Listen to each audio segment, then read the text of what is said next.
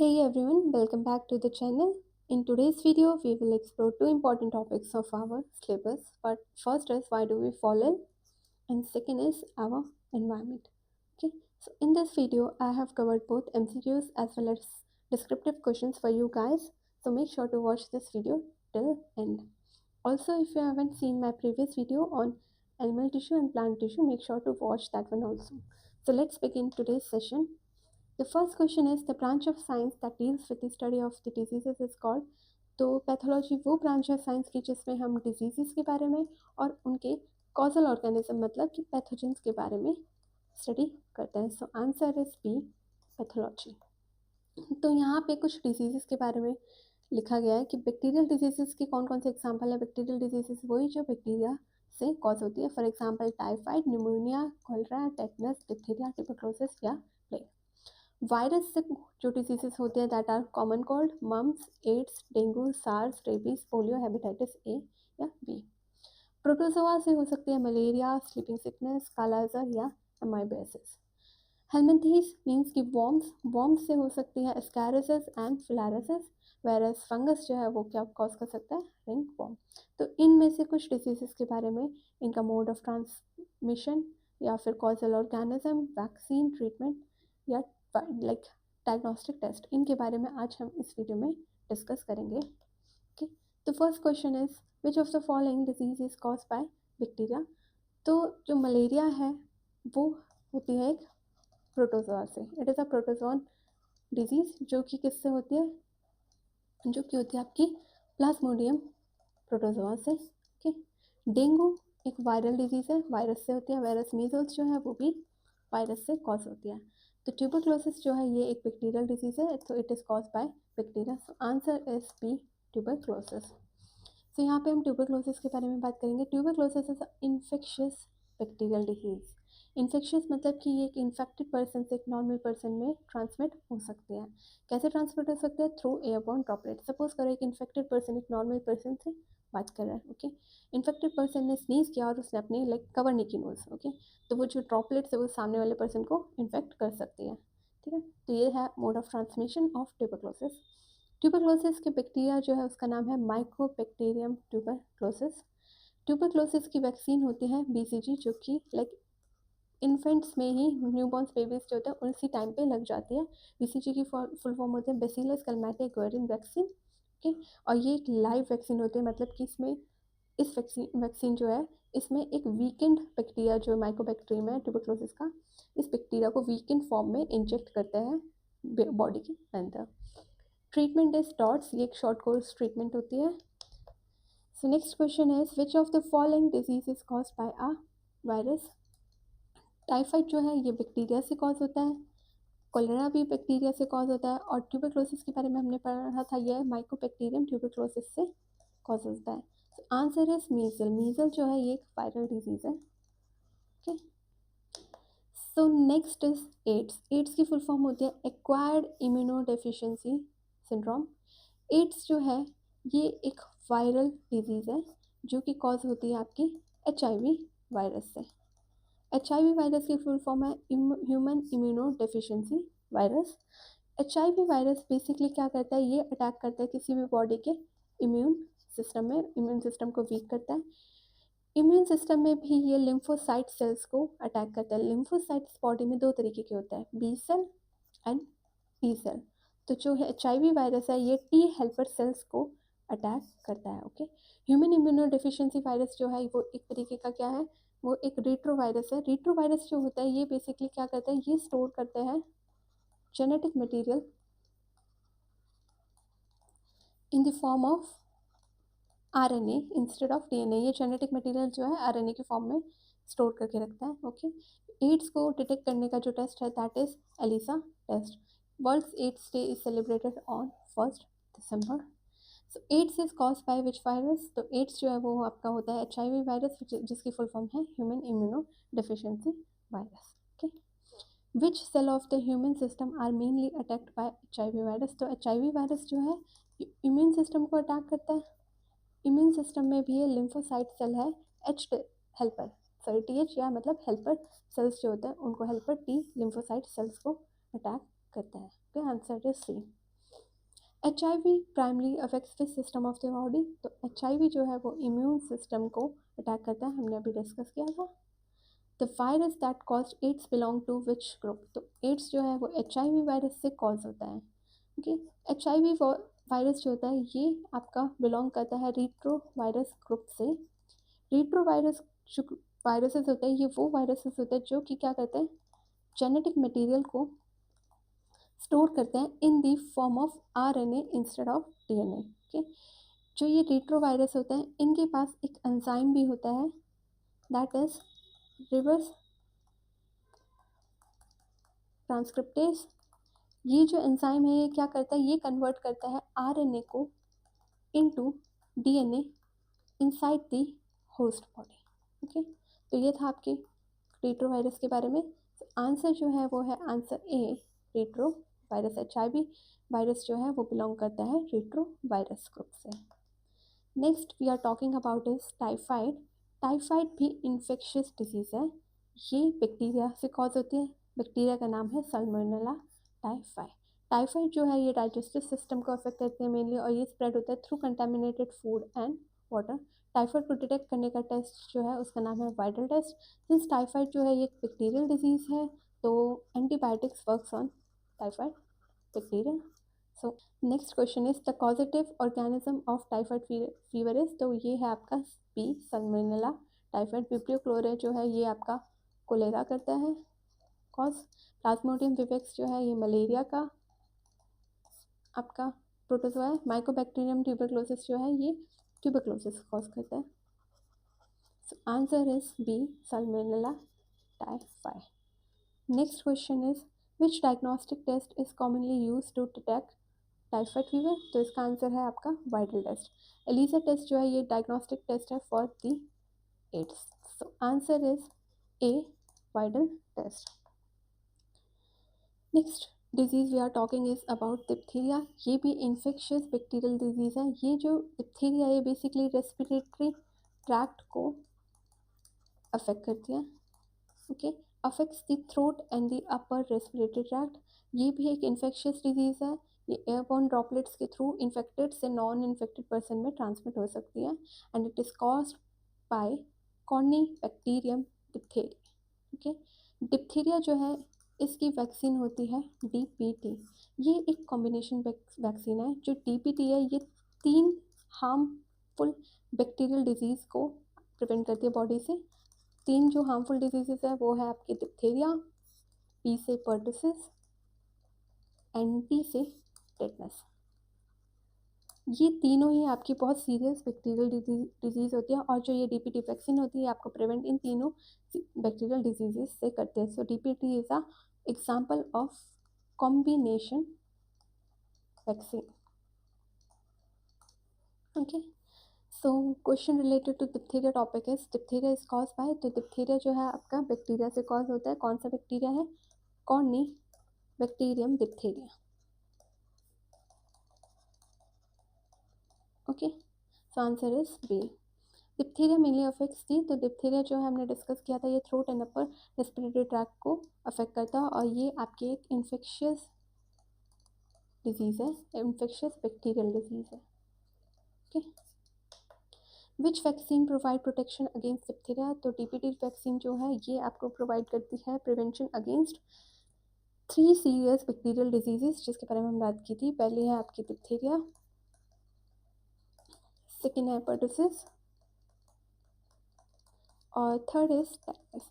ये तीनों ही bacterial disease हैं और ये तीनों को आपको एक ही वैक्सीन से इनकी प्रिवेंशन होती है, that is DPT vaccine. Okay, the DPT vaccine protects against. तो DPT वैक्सीन जो है ये डिप्थीरिया, पर्टुसिस और टेटनस इन तीनों से आपको प्रिवेंशन प्रोवाइड करती है। Okay, next is malaria. Malaria is a vector borne infectious disease. Vector का मतलब अभी पढ़ेंगे इसके बारे में। नेक्स्ट लाइन पढ़ते हैं, that is it is cause bye a protozoa parasite of the genus Plasmodium. तो प्लाज्मोडियम क्या है, पैरासाइट है।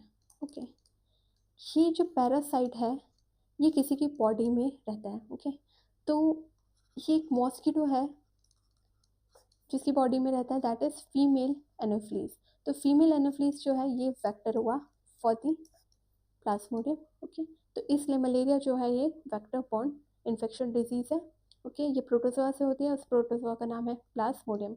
ये प्रोटोजोआ जो है ये होस्ट की बॉडी में रहता है, ठीक है। For example female Anopheles. Plasmodium malaria जो है 4 तरीके के प्लाज्मोडियम से हो सकता है। Plasmodium vivax, Plasmodium falciparum, Plasmodium malaria and Plasmodium oval. इनमें से जो ये प्लाज्मोडियम फैल्सीपैरम है ये सबसे डेंजरस होता है और ये आपको कॉज करता है मैलिग्नेंट मलेरिया। ओके, ये सबसे डेंजरस इन सब में से जो सबसे डेंजरस जो है that is Plasmodium falciparum. Malignant malaria is the most severe and dangerous form of malaria caused by a protozoa parasite called Plasmodium falciparum. Okay. So next is life cycle of Plasmodium in human. We know जो Plasmodium protozoa है ये cause करता है malaria in the human, right? तो ये जो Plasmodium है ये humans में enter कैसे करता है? How does this Plasmodium enters into human body? ये एंटर करता है with the bite of the female anopheles mosquito. जब फीमेल एनोफ्लीज एक मॉस्किटो है, ओके, ये ह्यूमन बॉडी को बाइट करते हैं तब ये जो प्लाज्मोडियम है ये बॉडी में एंटर कर जाता है ह्यूमन बॉडी में। फीमेल एनोफ्लीज जो है इसके सलाइवा में प्रेजेंट होता है infective stage of plasmodium that is sporozoites. ये जो स्पोरोसाइट्स है ये इन्फेक्टिव होता है फॉर द ह्यूमन। ओके, तो फीमेल एनोफ्लीज जो है इनके सलाइवा में स्पोरोसाइट्स प्रेजेंट होते हैं। जब this female anopheles bite human तो जो ये स्पोरोजॉइट है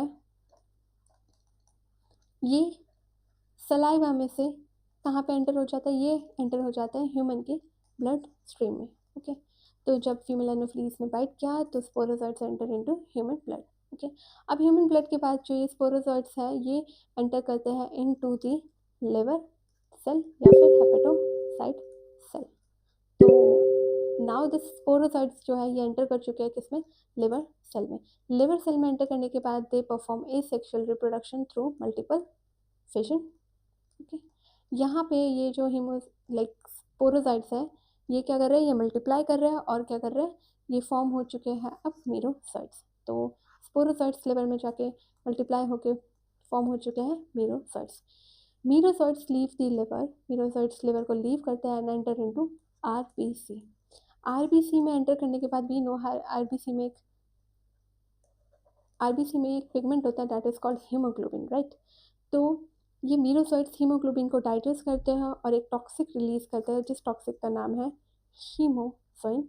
इस हीमोसाइन की वजह से फीवर, चिल्स जैसे मलेरिया सिम्टम्स प्रेजेंट होते हैं, शो होते हैं। ओके, अब जो मीरोसाइट्स है ये आरबीसी में एंटर कर गए and they grow and multiply in the RBC. तो आरबीसी सेल के अंदर ये ग्रो हो रहा है, मल्टीप्लाई हो रहा है।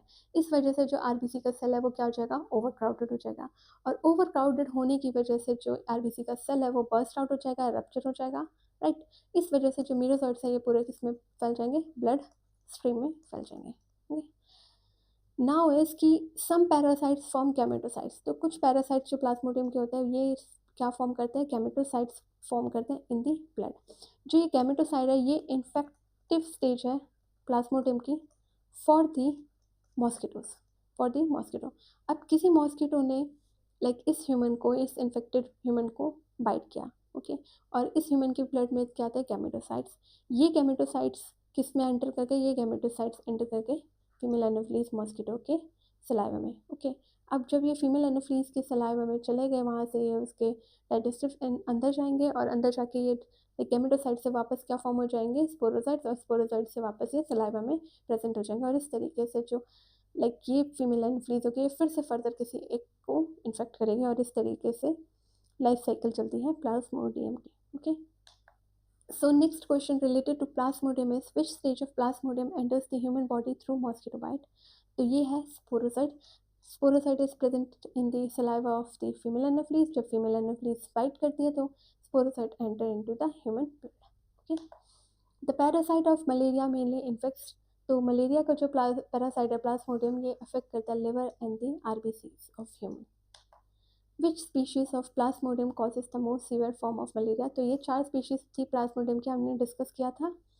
इनमें से जो सबसे डेंजरस और सबसे सीवियर मलेरिया जिस स्पीशीज की वजह से होता है वो है plasmodium falciparum. So answer is C. Malaria parasite belong to which kingdom? तो मलेरिया का जो पैरासाइट है ये बिलोंग करता है प्रोटिस्टा किंगडम से।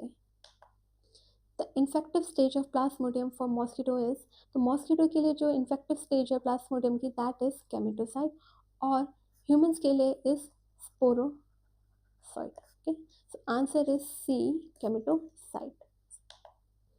BCG स्टैंड्स फॉर, तो BCG जो है ये एक लाइव एटेन्यूएटेड वैक्सीन है।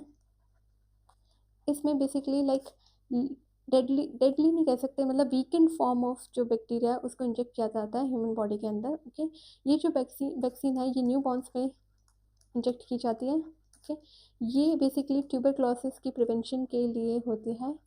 एंड दिस वैक्सीन इस BCG की फुल फॉर्म होती है bacillus Calmette Guerin. So answer is A. BCG vaccine is mainly given to, तो BCG वैक्सीन जो है ये न्यू बॉर्न बेबीज को गिव देते हैं like. Okay, next disease we are discussing is tetanus. Tetanus एक बैक्टीरियल डिजीज है, ये नर्वस सिस्टम को अफेक्ट करती है, और इस ये नर्वस सिस्टम को भी अफेक्ट कर रही है और साथ में मसल्स को भी अफेक्ट करती है। मसल स्टिफनेस एंड स्पैज्म जो कॉज हो रही है that is because of this tetanus. Okay, tetanus का जो ऑर्गेनिज्म है जो टेटनस कॉज कर रहा है that is Clostridium tetani. Mode of transmission क्या होता है? Mode of transmission is through cuts और वुंड्स, या फिर कोई भी लाइक आपको कोई रस्टी ऑब्जेक्ट से कट लग गया है तो उसके थ्रू ये जो टेटनस का बैक्टीरिया होता है ये एंटर कर सकता है। ये बेसिकली सॉइल में प्रेजेंट होता है, तो इसलिए कहते हैं कि जब आपको कोई कट या वूंड लग जाए तो उसको प्रॉपरली क्या करना चाहिए, with the help of like Dettol उससे अपने वूंड्स को क्लीन करना चाहिए। ओके, तो प्रिवेंशन क्या है टेटनस की? प्रिवेंशन है DPT vaccine which is a combination vaccine for diphtheria, pertussis and tetanus. Okay, तो ये था आपका tetanus injection, sorry tetanus disease. The causative organism of tetanus is, तो टेटनस कॉज होता है आपका क्लॉस्ट्रीडियम टेटनी बैक्टीरिया से। So answer is A. Tetanus is commonly known as, तो टेटनस जो है इसको कॉमनली क्या बोलते हैं? लॉक जॉ भी बोलते हैं, क्योंकि इसमें क्या होता है, इसमें आपकी जो जॉ मसल्स होती है वो एक तरीके से लॉक हो जाती है, स्टिफनेस हो जाती है उसमें। Okay, so answer is A, lockjaw. Next disease is filariasis. Filariasis जो है एक फिलैरियल डिजीज़ है। ओके, ये जो जिस फॉर्म से होती है उस फॉर्म का नाम है वुचेरिया बेनक्रॉफ्टी और ब्रुजिया मलाई। ओके, तो जो फिलैरिसिस है इसका दूसरा नाम होता है एलिफेंटेसिस, और ये एक पैरासाइटिक डिजीज़ है।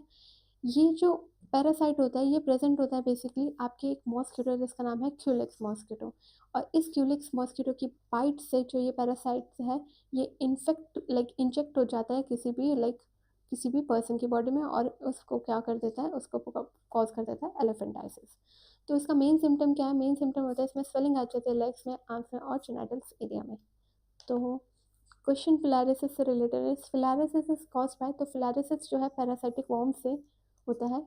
इस पैरासाइटिक वॉर्म का नाम है वुचेरिया बेनक्रॉफ्टी और brugia malayi. Okay, the causative organism of filariasis is, तो इसका है आपका बी, वुचेरिया बेनक्रॉफ्टी।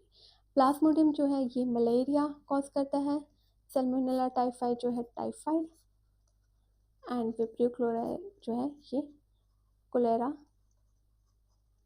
कॉज करता है। Okay, next question is filariasis mainly affect the, तो फिलैरिस जो है मेनली लिम्फेटिक सिस्टम को अफेक्ट करता है। नर्वस सिस्टम को जो अफेक्ट करता है दैट इज आपका लॉकजॉ, ओके, जिसको आप टेटनस भी बोलते हैं, राइट। डाइजेस्टिव सिस्टम को आपका अफेक्ट करता है टाइफाइड, और रेस्पिरेटरी सिस्टम को आपका अफेक्ट करता है जिसकी BCG वैक्सीन थी, या tuberculosis, okay, and diphtheria also. Next question is the severe form of filariasis is commonly known as elephantiasis. So answer is B. So next is types of immunity. तो immunity basically क्या होता है? Immunity, suppose करो कि कोई microbe या pathogen हमारी body में क्या हुआ है, एंटर हुआ है। ओके, तो हमारी बॉडी अपने आप को प्रिपेयर करेगी उस पैथोजन से क्या करने के लिए, फाइट करने के लिए। तो दैट इज कॉल्ड इम्यूनिटी। तो immunity is defined as self preparedness of body against invasion by microbes or any pathogen. Okay, एक और टर्म के बारे में डिस्कस करते हैं दैट इज एंटीजन। एंटीजन क्या होता है? एंटीजन एक सब्सटेंस होता है, ओके ये सब्सटेंस एक्चुअली में प्रेजेंट होता है on the surface of pathogen, okay तो जो ये एंटीजन है ये वो सब्सटेंस है जो कि ट्रिगर करेगा इम्यून रिस्पॉन्स को, so basically antigen is a substance that triggers N immune response और उस वजह से क्या होगी? एंटीबॉडीज प्रोड्यूस होगी। ये जो एंटीजन है ये एक्चुअली में पैथोजन के सरफेस पे प्रेजेंट होता है, ये प्रोटीन हो सकता है, पॉलीसेकेराइड हो सकता है या कोई भी टॉक्सिन हो सकता है। तो जो ह्यूमन बॉडी है वो एक्चुअली पैथोजन को रिकॉग्नाइज नहीं करती है, ह्यूमन बॉडी एक्चुअली में एंटीजन को रिकॉग्नाइज करती है। जब हमारा पैथोजन एंटर करता है तो उसके सरफेस पे जो एंटीजन होता है ह्यूमन इम्यून सिस्टम जो है उस एंटीजन को रिकॉग्नाइज करता है और फिर उसके अगेंस्ट एंटीबॉडीज बनाता है, okay innate and acquired immunity तो as the word innate suggest कि ये जो इम्यूनिटी होती है प्रेजेंट होती है बाय बर्थ, क्योंकि ये बर्थ से प्रेजेंट है तो ये कैसी इम्यूनिटी हुई? ये नेचुरल हुई, ओके ऑल्सो ये नॉन स्पेसिफिक होती है, मतलब चाहे बैक्टीरिया हो वायरस हो सबके लिए क्या है? सेम रहेगी, सेम रिस्पॉन्स देगी। अगर बैक्टीरिया भी एंटर कर रहा है सेम रिस्पॉन्स, या वायरस एंटर कर रहा है सेम रिस्पॉन्स, ये इमीडिएट रिस्पॉन्स करती है क्योंकि ये बिल्ड नहीं हो रही है या पैथोजन स्पेसिफिक नहीं है तो इसलिए ऑलरेडी प्रेजेंट होती है तो ये इमीडिएट रिस्पॉन्स देती है। इनेट इम्यूनिटी के पास कोई भी मेमोरी नहीं होती है और ये सेम होती है for the every time. For example like HCl, example में दे भी रखा है HCl, तो चाहे आपका बैक्टीरिया एंटर कर रहा हो, वायरस एंटर कर रहा हो या कोई भी वॉर्म एंटर कर रहा होगा, HCl हमेशा क्या सिक्रेट करेगा? एसिड सिक्रेट करेगा जो कि एक तरीके से इनको बैक्टीरिया और वॉर्म्स को किल कर देगा, राइट। तो इनेट इम्यूनिटी जो है उसके एग्जांपल्स लाइक उसके कंपोनेंट्स है physical, physiological, cellular and cytokine barriers, जिनके बारे में हम आगे डिस्कस करेंगे। Example of innate immunity is skin, mucus, HCl, WBC, interferons. Okay. Next type of immunity is acquired immunity. Acquired immunity जो होती है बर्थ से प्रेजेंट नहीं होती है, धीरे धीरे हम अचीव करते हैं जैसे जैसे पैथोजन्स बॉडी में एंटर करते हैं, ओके तो ये पैथोजन टारगेटेड होती है, ये बाय बर्थ प्रेजेंट नहीं होती। जब कोई एक पैथोजन आएगा तो उसके लिए बनेगी लाइक उसके लिए बनेगी हमारी एंटीबॉडी, और फिर कोई वायरस आया तो अलग बनेगी, कोई बैक्टीरिया आया तो अलग। तो ये जो एक्वायर्ड इम्यूनिटी होती है ये पैथोजन स्पेसिफिक होती है। क्योंकि ये एक्वायर्ड इम्यूनिटी बनती है पैथोजन स्पेसिफिक होती है तो इसका ये जो रिस्पॉन्स होता है ये डिलेड होता है। इसके पास होती है मेमोरी। वंस लाइक कोई भी एक बैक्टीरिया हमारी बॉडी में एंटर हुआ, कोई स्पीशीज है बैक्टीरिया की एंटर हुई, अब तब तो वो एंटीबॉडी बन गई। अब जब वो बैक्टीरिया नेक्स्ट टाइम एंटर करेगा तब हम जल्दी उसको फाइट कर पाएंगे क्योंकि इस टाइप की एक्वायर्ड इम्यूनिटी जो है इसके पास होती है मेमोरी। तो ये सेव कर लेता है अपने पास कि अच्छा ये बैक्टीरिया वही है जो पहले भी एंटर किया था, तो इसके पास इमीडिएट रिस्पॉन्स आ जाता है उस टाइम पे, ओके सेकेंड टाइम पे।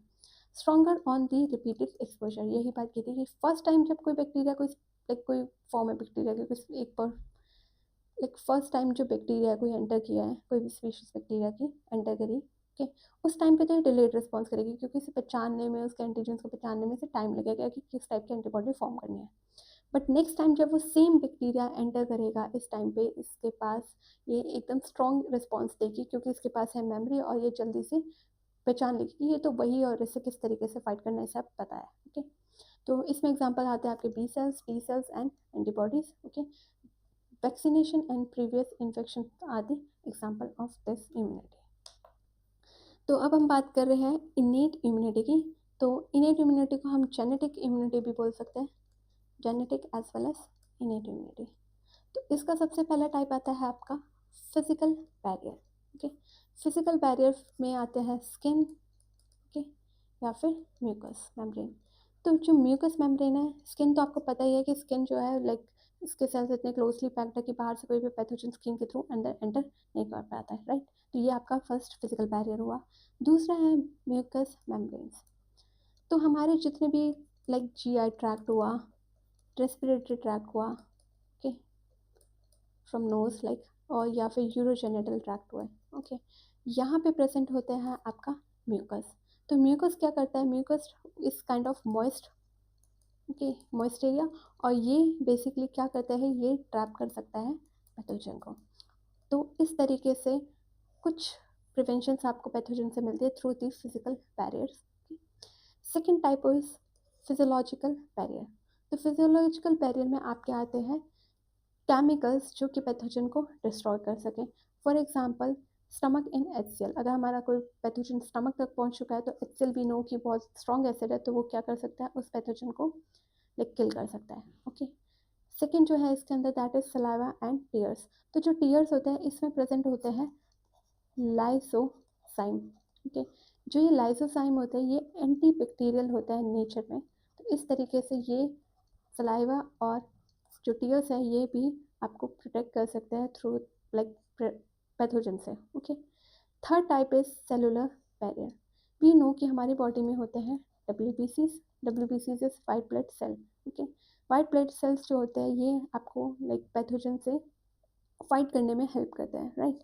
तो वाइट ब्लड सेल के examples is first is neutrophils. जो न्यूट्रोफिल्स होते हैं they are phagocytic in nature. तो न्यूट्रोफिल्स क्या करते हैं, they can engulf and digest pathogen. कोई भी इनको लाइक कोई पैथोजन दिखा तो ये उसको एनगल्फ या डाइजेस्ट कर सकते हैं। ओके, ये रिस्पॉन्ड करते हैं कोई भी इन्फेक्शन हमारी बॉडी में हो रहा है उसके लिए। सेकेंड टाइप ऑफ WBC, ये थर्ड पॉइंट लगा लेते हैं यहाँ पर। Second type of WBCs are eosinophils. Eosinophils जो होते हैं ये बेसिकली हेल्प करते हैं टू फाइट या combat against parasitic infection. Third type of cells WBC cells are macrophages. Macrophages जो होता है ये अगेन क्या होता है, फेगोसाइटोसिस करते हैं और ये भी एनगल्फ या डाइजेस्ट कर सकते हैं पैथोजन को। Fourth type of WBCs are basophils. ये क्या करते हैं, ये इन्वॉल्व करते हैं इन दी इन्फ्लेमेशन। कोई भी इन्फ्लेमेशन हो रही है बॉडी में तो उस टाइम पे ये हेल्प करते हैं। और fifth type is mast cells. Mast cells जो है ये रिलीज करते हैं हिस्टामिन, जिनका मेजर रोल होता है आपके एलर्जिक रिएक्शन में। तो मास्ट सेल्स जो है बेसिकली एलर्जिक रिएक्शंस में मेजर रोल प्ले करते हैं। ओके, तो ये थे cellular barriers. Last is cytokine barrier. तो क्या हुआ, साइटोकाइन को समझते हैं कि ये आपकी बॉडी की सेल है, ए फिर साथ में बी फिर साथ में सी साथ में डी, इस टाइप के। एक वायरस आया जिसने आपके इस सेल को अटैक किया। ओके, तो सेल ए जो है ये रिलीज करता है इंटरफेरॉन्स। इंटरफेरॉन्स क्या होते हैं, interferons is released by a virus attacked cell. की इस ए में जो ए को वायरस, ए सेल जो है उसको वायरस ने अटैक किया तो ए ने रिलीज किए interferons to warn the rest of the cells. इन आगे वाले सेल्स को क्या करेगा, वॉर्न करेगा। ओके, तो जो इंटरफेरॉन्स होते हैं ये क्या होता है, protein molecules that protect against infection. Examples are interference. Okay, protect against viral infection. So next is acquired immunity. तो एक्वायर्ड इम्यूनिटी जो है ये पैथोजन स्पेसिफिक है, राइट। ऑल्सो ये जो इम्यूनिटी है ये बाय बर्थ प्रेजेंट नहीं होती, ये बेसिकली एक्वायर्ड होती है ड्यूरिंग लाइफ टाइम। जो ये इम्यूनिटी है ये वर्टिब्रेट्स में ही, लाइक वर्टिब्रेट्स का ये स्पेशल कैरेक्टरिस्टिक्स है। Also this immunity has memory, right. ये जो जब कोई हमारे बॉडी में बैक्टीरिया या कोई भी पैथोजन एंटर करता है तो हमारी बॉडी दो तरीके से रिस्पॉन्स कर सकती है, या तो प्राइमरी रिस्पॉन्स या फिर सेकेंडरी रिस्पॉन्स। तो ये क्या होता है इसको समझते हैं। सपोज करो कि बॉडी में फर्स्ट टाइम किसी यूनिक टाइप का कोई बैक्टीरिया एंटर किया है। ओके, तो बॉडी के लिए वो फर्स्ट टाइम हुआ, बॉडी उससे पहले उस बैक्टीरिया से एक्सपोज नहीं हुई, वो उसको लाइक रिजेंबल या रिकॉग्नाइज नहीं कर पा रही थी। पहले कभी वो बैक्टीरिया जो है वो अलग तरीके का यूनिक बैक्टीरिया वो बॉडी में एंटर नहीं किया। ओके, तो ह्यूमन बॉडी को उस बैक्टीरिया को पहचानने में टाइम लगेगा और उस बैक्टीरिया से कैसे डील करना है, उसके लिए क्या किस टाइप की एंटीबॉडी बनानी है, ये सब उसके लिए उसको टाइम लगेगा। तो इस टाइप के रिस्पॉन्स को, इम्यून रिस्पॉन्स को बोलते हैं प्राइमरी इम्यून रिस्पॉन्स। तो प्राइमरी इम्यून रिस्पॉन्स जो होता है वो फर्स्ट एक्सपोजर होता है, मतलब कि किसी बैक्टीरिया से या किसी भी पैथोजन से वो पहले पैथोजन कभी एंटर नहीं हुआ, वो फर्स्ट टाइम उसको डील कर रहे हैं। ओके, इस वजह से प्राइमरी जो इम्यून रिस्पॉन्स होता है that is slow end of low intensity. इसको टाइम लगता है उस टाइप के पैथोजन को डील करने के लिए। ओके, बट अब जब उसने डील कर लिया, उसे पता चल गया कि ये किस तरीके का बैक्टीरिया और इससे कैसे डील करना है। अब जब वो बैक्टीरिया दोबारा एंटर करता है this time it recognize that bacteria कि अरे ये तो वही था, अब बट उसके पास पहले से ही पता है कि इससे कैसे डील करना है, राइट, कि कैसे एंटीबॉडी बनानी है, कैसे इससे डील करना है। तो ये जो ये रिस्पॉन्स देगा, ये इमीडिएट रिस्पॉन्स देगा, फास्टर रिस्पॉन्स देगा due to its memory cells, क्योंकि इसके पास मेमोरी थी, इसने उस बैक्टीरिया को पहचान ले गई, तो अभी कुछ टाइम पहले भी आया था, राइट।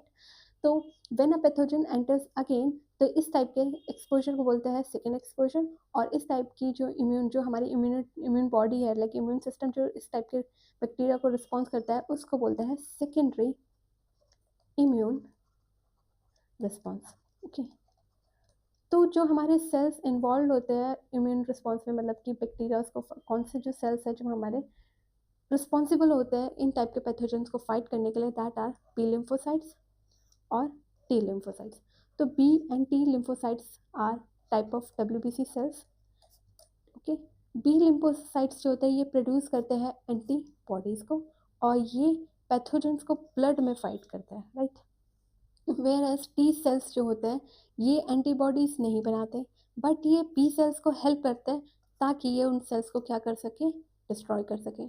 तो लाइक पैथोजेंस को फाइट करने के लिए दो तरीके के सेल्स प्रेजेंट है in human body, first is B lymphocytes, second is T lymphocytes. Apart from that वो सेल्स बैरियर वाले सेल्स, उसके अलावा जो है वो है बी लिम्फोसाइट्स और टी लिम्फोसाइट्स। तो बी लिम्फोसाइट्स जो होते हैं वो एंटीबॉडीज़ बनाते हैं और पैथोजेंस को ब्लड में ही फाइट करते हैं, वेयर एज टी लिम्फोसाइट्स जो है वो हेल्प करते हैं बी सेल्स को to destroy that infected cell. Okay, तो नेक्स्ट इज लिम्फोइड सिस्टम। तो लिम्फोइड सिस्टम क्या होता है, जितने भी हमारे बॉडी के ऑर्गन्स, टिश्यूज़ और सेल्स जो है जो इम्यूनिटी में या इम्यून सिस्टम में हेल्प करते हैं, okay, that are called lymphoid system. ठीक है, तो लिम्फोइड सिस्टम का बेसिकली फंक्शन क्या होता है, ये हमें पता है कि लिम्फ जो एक्वायर्ड इम्यूनिटी होती है इसमें होते हैं आपके पी और टी लिम्फोसाइट्स जो कि डील करते हैं आपके पैथोजन से। तो लिम्फोइड सिस्टम में वो ऑर्गन्स होंगे जो पी एंड टी सेल्स को क्या कर रहे हैं, प्रोड्यूस कर रहे हैं एंड मेच्योर कर रहे हैं। ओके, ऑल्सो लिम्फोइड सिस्टम में वो आपके ऑर्गन्स होंगे या टिश्यू सेल्स होंगे जो डिफेंस करेंगे अगेंस्ट पैथोजन, जो एंटीबॉडीज फॉर्म करेंगे, ब्लड को और लिम्फ को फिल्टर करेंगे एंड हेल्प करेंगे डिस्टिंग्विश करने में कि कौन सा सेल अपना बॉडी का है और कौन सा बाहर का इन्वेडर है, बाहर का कौन सा फॉरेन सेल है। ओके, तो हमने डिस्कस किए थे लिम्फोसाइट सेल्स, तो B cells and T cells. तो जो बी सेल्स थे वो एंटीबॉडी बनाते हैं, राइट, और जो टी सेल्स हैं they help B cells to make antibodies also, कि लाइक ये जो है ये एंटीबॉडीज नहीं बनाते बट बी सेल्स को हेल्प करता है। ओके, बी सेल्स जो है ये ओरिजिन होता है बोन मैरो में और मेच्योर भी कहाँ होते हैं, बोन मैरो में।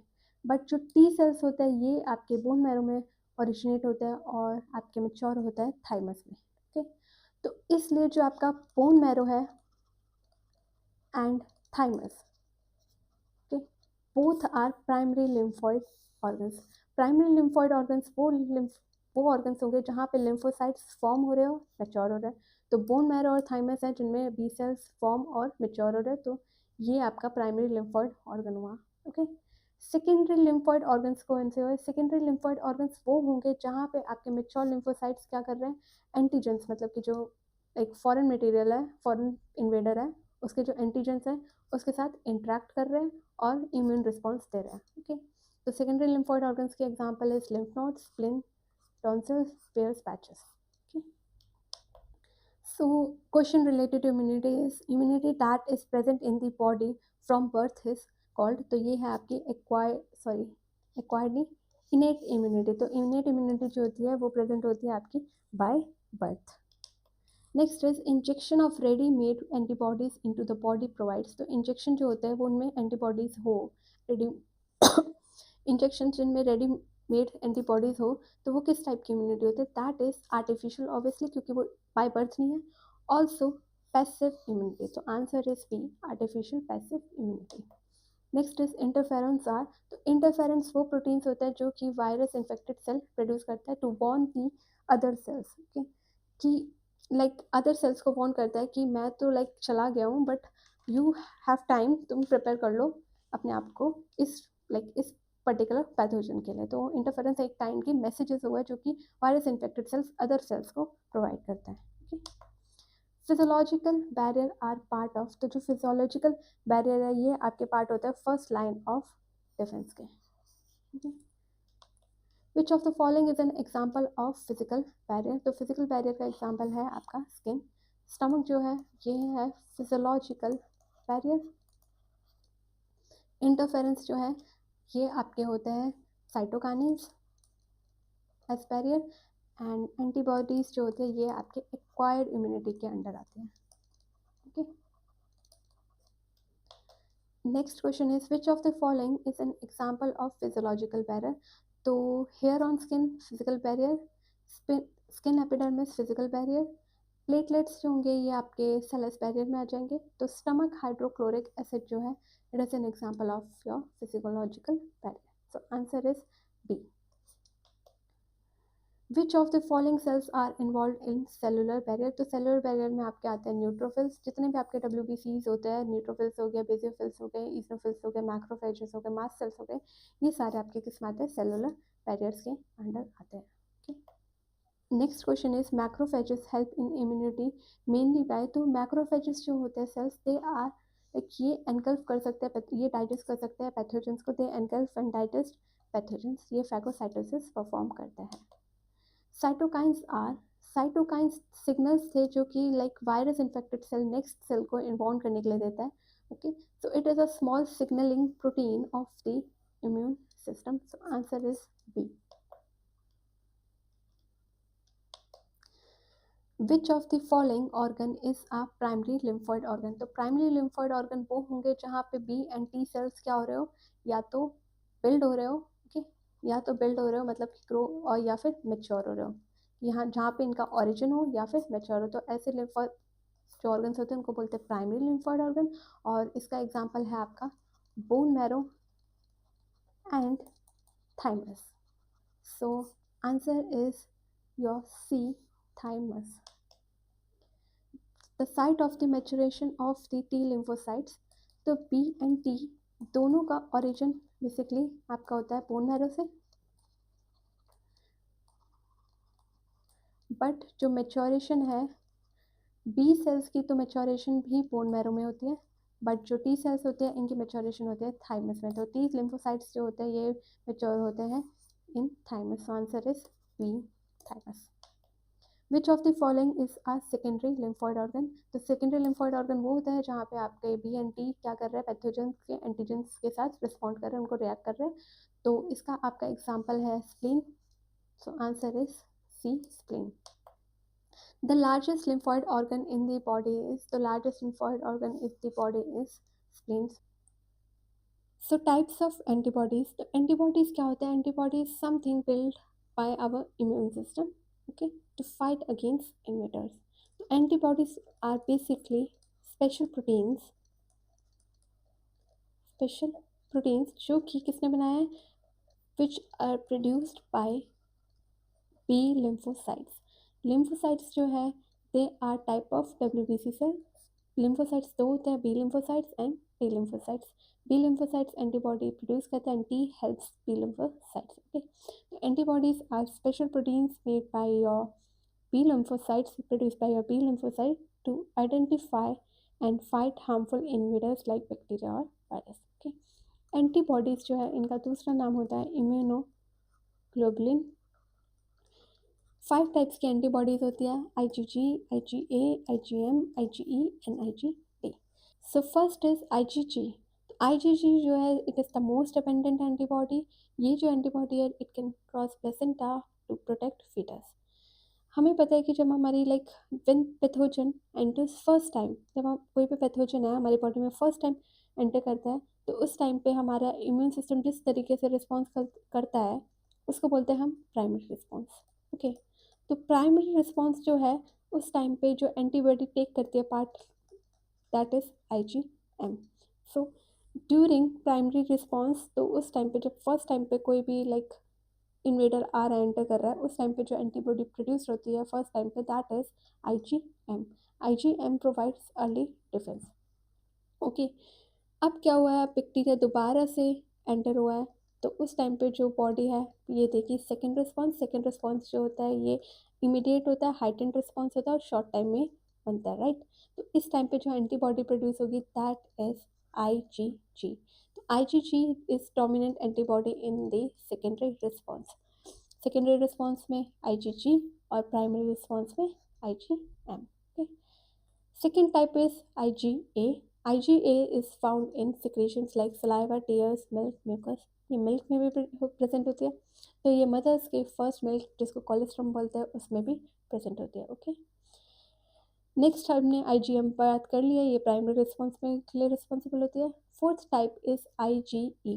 IgE जो है ये इन्वॉल्व होती है एलर्जिक रिएक्शन पे. एलर्जी के टाइम पे एंटीबॉडी प्रोड्यूस होती है, दैट इज IgE. ये प्रोटेक्ट करती है against parasites infection also. Last type is IgD. IgD involve in, ये IgD के बारे में गलत लिखा है, ये E के बारे में ही लिखा है बेसिकली. तो IgD जो होती है ये प्रेजेंट होती है एक्चुअली में बी लिम्फोसाइट सेल्स के सरफेस पे. ओके, और हेल्प करती है उनको एंटीजन से डिफेंड कर लाइक फाइट करने के लिए. तो IgD का बेसिकली काम क्या है, ये बी सेल लिम्फोसाइट्स में प्रेजेंट होते हैं, उनके सरफेस पे होते हैं और एंटीबॉडी लाइक उनके साथ मिलके एंटीजन्स को लाइक फाइट करती है. ओके, तो which of the following is not a class of antibody. तो GAMEND are the 5 type of antibody. तो IgX नहीं है, so answer is D. How many main classes of immunoglobulins are present in human body. तो हमने अभी discuss किया था कि 5 टाइप्स की एंटीबॉडीज होती है, so answer is your C, 5. Which of the following antibody is pentameric in structure. तो this is your IgM. IgM antibody जो है ये पेंटामेरिक होती है in the structure. Okay, which antibody act as a receptor on the B lymphocytes. ये अभी हमने discuss किया था, जो लास्ट एंटीबॉडी हमने डिस्कस की थी IgD. ये एक्चुअली में कहाँ प्रेजेंट होती है, ये बी लिम्फोसाइट्स के सरफेस पे प्रेजेंट होती है, and this antibody acts as a receptor on the B lymphocytes for the antigen. So answer is IgD. Next is which antibody can cross the placenta from the mother to the fetus. तो ये थी हमारी सबसे first antibody जो हमने पढ़ी थी IgG. IgG is the most abundant antibody. Okay, और IgG जो है it is responsible for the second immune response. Also it is producing secondary immune response. और IgG है it can like cross placenta, okay, to protect fetus. Primary decree immune response में कौन सी antibody produce होती है, वो है आपकी IgM. So answer is your IgGC. Next we are going to talk is vaccination. ये लास्ट टॉपिक है इस वीडियो का. तो वैक्सीनेशन क्या होती है. Vaccination is the process of introducing a vaccine. मतलब कि कोई भी आप पैथोजन, चाहे वो वीक पैथोजन हो या लाइक किल्ड और या फिर इनएक्टिवेटेड पैथोजन, या उस पैथोजन का कोई भी पार्ट, इनको आपने लाइक बॉडी में इंजेक्ट किया है थ्रू वैक्सीन. ओके, आपने ये इंजेक्ट क्यों किया, ताकि our body like develops immunity against this specific disease. कोई भी एक स्पेसिफिक पैथोजन है, ठीक है, उसकी या तो वीकेंड फॉर्म या उसका किल करके डेड फॉर्म या इनएक्टिवेटेड फॉर्म या उस पैथोजन का कोई स्पेसिफिक पार्ट, उसको वैक्सीन के थ्रू क्या किया, बॉडी में इंजेक्ट किया, सो दैट आवर बॉडी उसको पहले या क्या कर ले, बॉडी क्या कर ले, उसको रिकॉग्नाइज करे और उसके अगेंस्ट एंटीबॉडीज़ क्या करे, क्रिएट करे. ओके, ताकि जब वो पैथोजन हमारे लाइक अभी तो हमने वीकेंड या किल डेडली फॉर्म में डेड है तब भेजा है. ओके, बट जब वो पैथोजन अपने एक्टिव स्टेट में हमारी बॉडी में एंटर करेगा तो हमारी बॉडी उसको क्या दे सके, सेकेंडरी इम्यून रिस्पॉन्स दे सके. मतलब कि उसके पास एंटीबॉडीज़ पहले से प्रेजेंट होगी और उसको रिकॉग्नाइज कर लेगा, और तब एक्चुअल में हमें वो डिजीज़ होगी तो हम लाइक हमारी बॉडी उसको एक्चुअली में जल्दी से फाइट कर सके और रिकॉग्नाइज कर सके. तो this is called vaccination. Vaccination 4 types की हो सकती है, लाइव एटेन्यूएटेड, किल्ड और इनएक्टिवेटेड, टॉक्साइड और सब यूनिट. ओके, लाइव एटेन्यूएटेड में क्या होगा, इसमें वीकेंड पैथोजन जो होता है उसको लाइक इंजेक्ट किया जाता है. इसका एग्जांपल इज BCG. किल्ड में या लाइक डेड फॉर्म होती है जो पैथोजन की, वो इंजेक्ट की गई है, फॉर एग्जांपल IPV जो कि पोलियो की है. टॉक्साइड में इनएक्टिवेटेड टॉक्सिन्स इंजेक्ट किया जाता है, टेटनस या डिप्थीरिया इसका एग्जांपल है. और सब यूनिट में कोई भी स्पेसिफिक पार्ट होता है पैथोजन का जो कि आपको लाइक इंजेक्ट किया जाता है. For example is hepatitis B. Who is known as father of vaccination? तो father of the vaccination is called Edward Jenner. Edward Jenner जो थे, इन्होंने he developed first successful vaccine first successful vaccine of smallpox. Okay, so answer is B, Edward Jenner. Which vaccine is given orally to protect against polio? So that is OPV. So answer is A, OPV. OPV की full form is oral polio vaccine. ये एक live attenuated weekend vaccine है. Okay, which protects us from polio. Polio जो है ये एक virus disease है, virus से होती है. Okay, vaccination is part of which health program in India? तो vaccination is a part of universal immunization program of India. So answer is B. Okay, vaccines prepared from weakened forms of the pathogens are called. तो इसको बोलते हैं live attenuated vaccine. So answer is B, जिसमें जो pathogen है वो weekend form में जो पैथोजन है उसको इंजेक्ट किया जाता है through vaccination. Okay, for example is BCG जो कि आपकी ट्यूबरकुलोसिस की होती है, OPV और MMR. OPV is for polio, oral polio vaccine, और MMR होती है आपकी measles, mumps and rubella. Okay, so answer is B. Which of the following is an example of live attenuated vaccine? तो live attenuated vaccine जो है उसका example है आपका BCG. अभी हमने डिस्कस किया था. BCG, OPV, MMR जो है ये किसकी एग्जाम्पल होता है? ये आपके होता है लाइव एटेन्यूएटेड वैक्सीन के. ओके, टेटनस जो है, tetanus is example of toxoid vaccine. Okay, hepatitis B जो है ये सब यूनिट वैक्सीन का एग्जाम्पल है. Okay, vaccines prepared from killed or inactivated pathogens are called, it is called inactivated vaccine, जिसमें डेड फॉर्म जो होती है पैथोजन की उसको लाइक इंजेक्ट किया जाता है through vaccination. Vaccine prepare from inactivated toxin produce by bacteria are called. तो it is called toxoid vaccines. तो टॉक्सॉइड वैक्सीन बेसिकली क्या होती है? टॉक्सॉइड वैक्सीन जो होती है ये they are made from inactivated bacteria toxins that cannot cause disease but stimulate the body to produce antibody. इसका example is tetanus. Example is tetanus toxoid. Subunit vaccine का example is hepatitis B. Last question is which of the following disease is prevented by a toxoid vaccine? And that is your answer B, tetanus toxoid. So we have completed our chapter why do we fall ill, जिसमें हमने diseases, antibodies, vaccination and immunity ये सारे topics discuss किए थे. अब जो हमारा next chapter है that is our environment. तो first question is which of the following is a producer in an ecosystem? तो producer क्या होते हैं? Producer वो organism होते हैं जो कि अपना food खुद बनाते हैं, that can make their own food. तो प्रोड्यूसर क्या परफॉर्म कर सकते हैं? प्रोड्यूसर परफॉर्म कर सकते हैं फोटोसिंथेसिस. फोटोसिंथेसिस वो प्रोसेस होता है जिससे ऑर्गेनिज्म अपना खुद का फूड बनाता है, राइट? तो जितने भी ग्रीन प्लांट्स है एंड एल्गे है ये होते हैं प्रोड्यूसर्स क्योंकि अपना खुद का खाना बनाते हैं. So answer is B, grass. Lion जो है ये कार्निवोरस होता है and fungi is an example of decomposer. Next is a type of descriptive question. Explain the role of producers in an ecosystem and give 2 examples. How do they differ from consumers and decomposers? तो producers जो है इनका ecosystem में होता है major role. They play a major role in ecosystem. तो producers वो organism होते हैं जो कि अपना खुद का खाना बनाते हैं through photosynthesis. हमने अभी डिस्कस किया था. तो जो producers होते हैं ये क्या करते हैं? ये sun की solar energy को कन्वर्ट करते हैं इनटू केमिकल एनर्जी, जिसको हम कह सकते हैं ये इनका क्या हो गया, फूड हो गया। Okay, producers have a photosynthetic pigment जिसको बोलते हैं हम क्लोरोफिल। तो प्रोड्यूसर्स जो है इनके पास होता है क्लोरोफिल।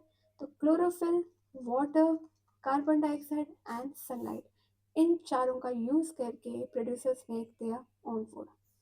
अब लाइक प्रोड्यूसर्स के अलावा जितने भी ऑर्गेनिजम्स हैं, प्रोड्यूसर्स में आते हैं हमारे ग्रीन प्लांट एंड एल्गी, ठीक है। इनके अलावा जितने भी ऑर्गेनिज्म हैं, एक्सेप्शन है कुछ, ठीक है, इनके अलावा जितने भी ऑर्गेनिज्म हैं उनके पास नहीं होता है ये pigment chlorophyll. We humans even don't have this pigment, इसलिए हम अपना खुद का खाना नहीं बना सकते। तो other organism apart from green plants and algae, they have to depend on plants for the food. अब क्या है कि कुछ ऑर्गेनिज्म तो डायरेक्टली प्लांट को ईट करते हैं और उनसे क्या गेन करते हैं, एनर्जी ले लेते हैं, ठीक है। बट कुछ ऑर्गेनिजम्स जो है वो ईट करते हैं other organisms for the food. तो जो दूसरा ऑर्गेनिज्म को खाते हैं तो वो दूसरा ऑर्गेनिज्म इनके लिए फूड हो जाता है। ओके, इसको बोलते हैं हम carnivorous.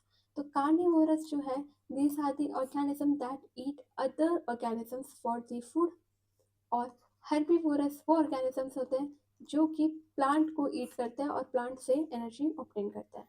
But the point is कि जितने भी ऑर्गेनिज्म है, चाहे वो लाइक अदर ऑर्गेनिज्म को खा रहे हो या चाहे वो प्लांट को खा रहे हो, अल्टीमेटली डिपेंडेंट है प्लांट पे। कार्निवोरस जो है वो इंडिपेंडेंटली लाइक डायरेक्टली नहीं, इनडायरेक्टली डिपेंडेंट है प्लांट्स पे। सपोज करो ये कार्निवोरस है लायन, ओके, इसने खाया डियर को।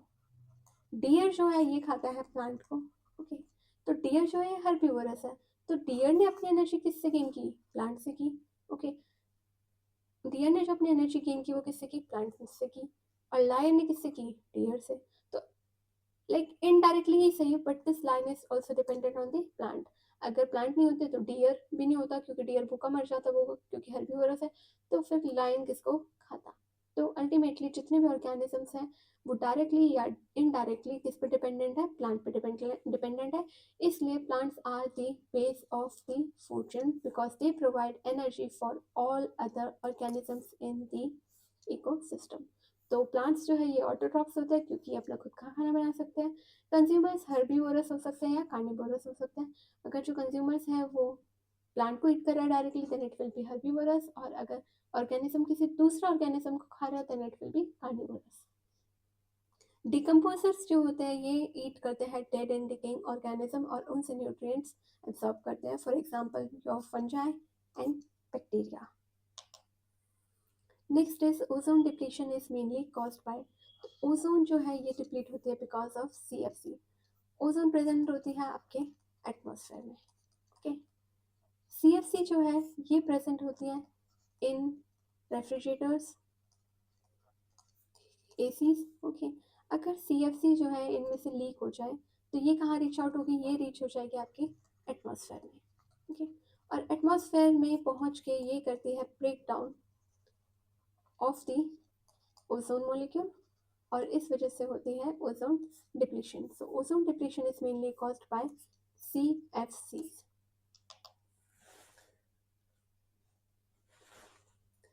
Next is, what is ozone depletion? Name the types of ozone and explain the harmful effect of ozone depletion. तो ओजोन जो है ये एक लेयर है present in the atmosphere, especially in the stratosphere of the atmosphere.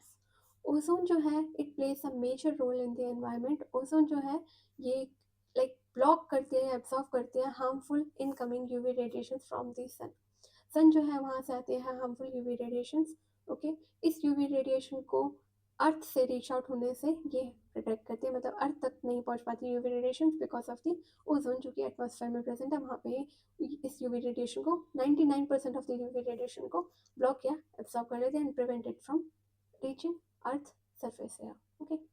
अब क्या है कि ओजोन डिप्लीशन क्या होती है कि ये ओजोन लेयर जो है प्रेजेंट एटमॉस्फेयर में जो हमें प्रोटेक्ट कर रही है, ये थिन हो सकती है, लाइक ये अफेक्ट हो सकती है because of the chlorofluorocarbons and other ozone depleting substance, और इसी को बोलते हैं हम ओजोन डिप्लीशन। अगर ओजोन जो है ये प्रेजेंट होती, थोड़ी बहुत जो ओजोन है ये प्रेजेंट होती है ट्रोपोस्फेयर में, तो ये है हमारे लिए harmful. If ozone is present in the troposphere then it will be harmful, क्योंकि उस टाइम पे ये ओजोन ऐसा पॉल्यूटेंट एक्ट करेगी and it can harm humans and plant. तो ट्रोपोस्फेयर जो है वो अर्थ के सरफेस वाली लेयर होती है, और अगर यहाँ पे ओजोन प्रेजेंट होगी then it will be called as bad ozone.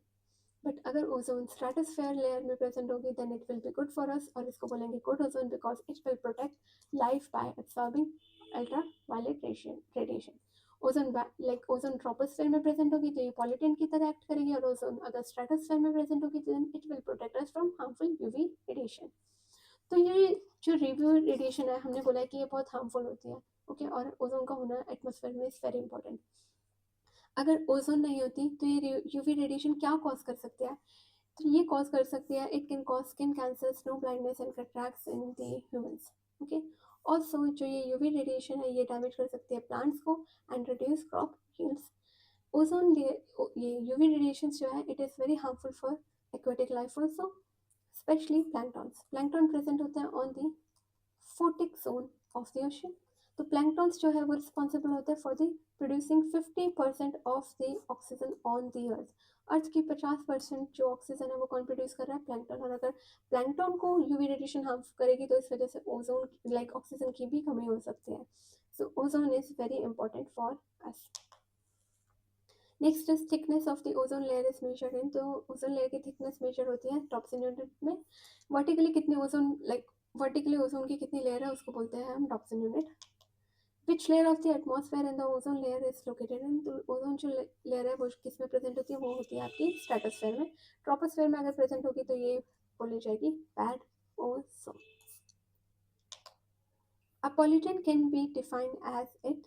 तो पॉल्यूटेंट वो होगा जो इकोसिस्टम का जो बैलेंस है उसको क्या करते हैं? डिस्टर्ब करते हैं, और इसी को हम बोल सकते हैं a pollutant can be defined as it changes homeostasis of the natural environment, okay. Next is acid rain is rainfall with pH of. तो जो रेनफॉल होती है, जो नॉर्मल रेनफॉल होती है उसका पीएच 7 से होता है कम, बिकॉज उस रेनफॉल में प्रेजेंट होती है डिसॉल्व कार्बन डाइऑक्साइड। तो जो नॉर्मल रेनफॉल होती है उसका पीएच होता है less than 7 but greater than 5.65, ठीक है। तो नॉर्मल रेनफॉल जो है उसका पीएच होता है 5.65 टू 7 के बीच में, बट जो एसिड रेन होती है उसका पीएच होता है less than 5.65, sorry less than 5.65। so answer is C, less than 5.65. What is acid rain? Explain its causes and harmful effect on the environment. तो एसिड रेन क्या होगी? एसिड रेन वो rain होगी जिस रेन का pH क्या होगा? Less than 5.65 होगा, ओके। एसिड रेन किसी भी फॉर्म में हो सकती है, रेन की, स्नो की या फॉग की, बट उसका उसमें जो पानी है उसका पीएच क्या होना चाहिए? लेस देन 5.6 होना चाहिए। इसलिए ये क्या होगी? मोर एसिडिक होगी then normal rain. Normal rain भी एसिडिक है क्योंकि इसमें कार्बन डाइऑक्साइड प्रेजेंट होता है। नॉर्मल रेन का पीएच होता है 5.65 टू 7 के बीच में, ओके। अब ऐसा क्या हुआ कि जो ये नॉर्मल रेनफॉल है वो एसिडिक हो गई, मतलब कि उसका पीएच कम हो गया। वो हुआ है because of sulphur dioxide and nitrogen oxides. Fossil fuel burn करने पे रिलीज होती है these gases, sulphur dioxide and nitrogen oxide, okay. अब जब ये नाइट्रोजन, ये दोनों जो लाइक गैसेस है ये कहाँ प्रेजेंट होती है? ये प्रेजेंट होती है इन दी एटमोसफेयर। अब बारिश हुई तो एटमोसफेयर में जो ये SO2 और ये नाइट्रोजन ऑक्साइड्स है ये क्या होंगी? मिक्स हो जाएगी with the rain water, okay.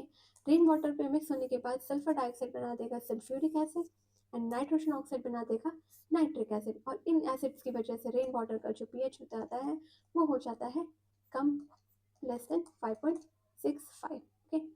तो ये जो रेन वाटर है इट इज़ अफेक्ट लाइक ये सारे ऑर्गेनिजम्स को काइंड ऑफ कहीं ना कैसे अफेक्ट करती है। फॉर एग्जांपल ये अफेक्ट करती है एक्वेटिक लाइफ को। कैसे? कि जब ये रेनफॉल एसिड रेन जो है ये फ्रेश वाटर बॉडी में ड्रॉप हुई, ओके। तो फ्रेश वाटर बॉडी जो है या कोई भी water body, not only fresh water, salty भी, कोई भी फ्रेश वाटर या सॉल्टी, ये जो इनका पानी है ये क्या हो जाएगा? एसिडिक हो जाएगा। जब एसिडिक रेन जो है, एसिड रेन है, ये वाटर बॉडीज में ड्रॉप होगी तो ये पानी जो वाटर बॉडीज का पानी है उसको क्या कर देगी? एसिडिक कर देगी, और इस वजह से सारे एक्वाटिक ऑर्गेनिजम्स, फिशेस और प्लैंक्टन्स वगैरह सब क्या हो सकते हैं? इनकी लाइफ अफेक्ट हो सकती है। उसके अलावा टेरेस्ट्रियल प्लांट्स को भी एसिड रेन अफेक्ट कर सकती है। कैसे कि ये एसिड रेन जो है वो सॉइल पे गिरी तो सॉइल कैसा हो जाएगा, soil will turn as acidic, और सॉइल टर्न हो गया एसिडिक तो ये इस वजह से जो प्लांट की ग्रोथ है उसको अफेक्ट करेगा, क्योंकि सॉइल जो है वो अब अच्छा नहीं रहा, लाइक एसिडिक हो गया है, न्यूट्रिएंट्स कम है, ये वो, इस वजह से जो प्लांट है उसकी ग्रोथ पे भी अफेक्ट आएगा। Also acid rain indirectly human health पे भी अफेक्ट करती है। एसिड रेन ड्रॉप हुए वाटर में एंड प्लांट्स में, राइट, तो इस वजह से प्लांट और वाटर्स क्या हो जाएंगे, कंटेमिनेटेड हो जाएंगे, और वाटर को हम ड्रिंक करते हैं और प्लांट्स को हम ईट करते हैं, तो अल्टीमेटली ह्यूमन हेल्थ भी अफेक्ट होती है। इसके अलावा बिल्डिंग्स और मोन्यूमेंट जो कि स्पेशली लाइमस्टोन और मार्बल की बनी होती हैं, ये भी करोड हो जाती हैं। मतलब ये फॉर एग्जांपल ताजमहल पहले वाइट था, but because of the rain, acid rain, इसका कलर क्या होता जा रहा है, येलोइश सा टर्न होता जा रहा है। तो ये थे हमारे एसिड रेन के some harmful effects. Next is the amount of energy that flows from one tropic level to another in a food chain is, तो that is 10%। इसे एक एग्जाम्पल के वे से समझते हैं। ये स्मॉल फूड चेन है, प्लांट को ईट किया आपने डियर ने, ओके, और डियर को, प्लांट आपका प्रोड्यूसर हुआ, डियर प्राइमरी कंज्यूमर हुआ, और डियर को ईट किया लायन ने, lion as a secondary consumer, okay. Plant जो है इसके पास थी around 10,000 kilo joule energy, okay. अब प्लांट को ईट कर दिया डियर ने, तो जो ये 10,000 किलो जूल है, इसका सिर्फ 10% एनर्जी ही डियर के पास जाती है। ये होता है आपका 10% फूड चेन लॉ। मतलब कि ये कहता है कि एक ट्रॉपिक लेवल से दूसरे ट्रॉपिक लेवल में सिर्फ 10% ऑफ एनर्जी ही ट्रांसफ़र होती है, बाकी जो रेस्ट होती है वो इधर उधर बायो एक्टिविटीज़ में चली जाती है। तो प्लांट के पास थी 10,000 किलो जूल, अब डियर के पास क्या जाएगी, सिर्फ 10% जाएगी इसका, तो that will be 1000 kilo joule. तो डियर के पास कितनी गई, 1000। अब डियर को वापस से लाने किया तो वापस से 10% ही, लाइक डियर के पास जितनी है उसकी 10% जाएगी लाइन के पास, तो it will B 100 kilo joule. तो ये होता है 10% लॉ। और तो यही बोलते हैं the amount of energy that flows from one trophic level to another is in a food chain is 10%। Explain what a food chain is. Give an example and describe the flow of energy through different tropic level. तो food chain क्या होता है, food chain is a linear sequence of organism in which each organism feed on the previous one and transfer energy to the next. तो इसका example है कि जो grass है, ग्रास को किसने ईट किया, ग्रास हॉपर ने, तो ग्रास की जो एनर्जी है वो ट्रांसफर किस में हुई, ग्रास हॉपर में, बट सिर्फ 10% होगी, ओके। फिर ग्रास हॉपर जो है उसको ईट किया फ्रॉग ने, तो ग्रास हॉपर से एनर्जी किस में ट्रांसफर हुई, फ्रॉग में। तो इस तरीके के सीक्वेंस को बोलते हैं लीनियर सीक्वेंस, जहाँ पे एक ऑर्गेनिज्म को दूसरा ऑर्गेनिज्म फीड करता है और एनर्जी एक ऑर्गेनिज्म से दूसरा ऑर्गेनिज्म में या वन ट्रॉपिक लेवल से दूसरे ट्रॉपिक लेवल में ट्रांसफर होते रहते हैं, ओके। तो जो प्रोड्यूसर्स है ये एनर्जी ट्रांसफर नहीं, लाइक ये एनर्जी लाइक किसी और को नहीं खाते, ये खुद की अपनी एनर्जी बनाते हैं, make their own food by photosynthesis and forms the base of the food chain. Grass को किसी और को खाने की जरूरत नहीं है, खुद की एनर्जी खुद बनाता है, ओके। प्राइमरी कंज्यूमर वो होंगे जो कि प्रोड्यूसर्स को ईट करते हैं, ये सबसे प्राइमरी कंज्यूमर जो होते हैं ये प्रोड्यूसर के क्लोजेस्ट होते हैं, तो इनको सबसे ज़्यादा एनर्जी मिलती है, eat producers and get energy. Secondary consumers जैसे कि फ्रॉग, ये करते हैं प्राइमरी कंज्यूमर्स को ईट, और टर्शरी कंज्यूमर जो हो जाएंगे एग्जाम्पल स्नेक या हॉक, ये करेंगे आपके सेकेंडरी कंज्यूमर को ईट। तो ये आपका हुआ प्रोड्यूसर, ये है आपका प्राइमरी कंज्यूमर, ये हो गया सेकेंडरी कंज्यूमर, ये हो गया थर्ड कंज्यूमर। तो इस तरीके से फूड चेन चलती है, ओके। बट जो एनर्जी है वो क्या होती रहती है, कम होती रहती है, ट्रांसफर जो होती है, okay. Only about 10% of the energy is transferred from one trophic level to the next, the rest is lost as heat. बाकी जो 90% एनर्जी होती है ये एनवायरनमेंट में ऐसे ही लॉस्ट हो जाती है एज हीट और other biological activities. Next question is, ozone forms by the combination of free oxygen atoms and oxygen molecules. How do free oxygen atoms form at higher levels of the atmosphere? तो ozone जो है वो होते हैं O3, right. ये O3 कैसे बना है, ये बना है O2 का मॉलिक्यूल, मतलब ऑक्सीजन के molecule plus one free radical of oxygen, इन दोनों के कॉम्बिनेशन से बनता है O3, ओके।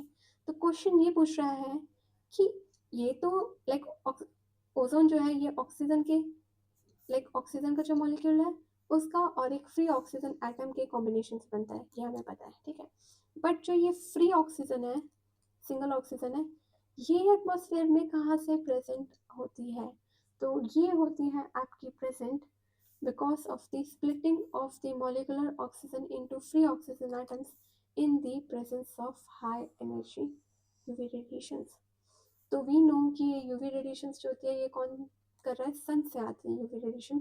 ये जो यूवी रेडिएशंस होते हैं these are very high energy rays, और इन वजह से जो एटमॉस्फेयर में ऑक्सीजन होती है इन यूवी रेडिएशन की वजह से ऑक्सीजन स्प्लिट हो जाती है। Okay, by splitting molecular oxygen into free oxygen, तो ऑक्सीजन का मॉलिक्यूल ब्रेक हो जाता है सिंगल ऑक्सीजन में because of the presence of the high energy UV radiation. Okay, UV radiation low energy की नहीं होती है। Okay, so answer is B. Next is which of the following constitutes a food chain. तो we know जो food chain है उसमें सबसे पहले आता है आपका प्रोड्यूसर। प्रोड्यूसर होते हैं वो ऑर्गेनिजम्स या वो प्लांट्स, लाइक वो ऑर्गेनिज्म जो अपना खुद का खाना बना सकते हैं।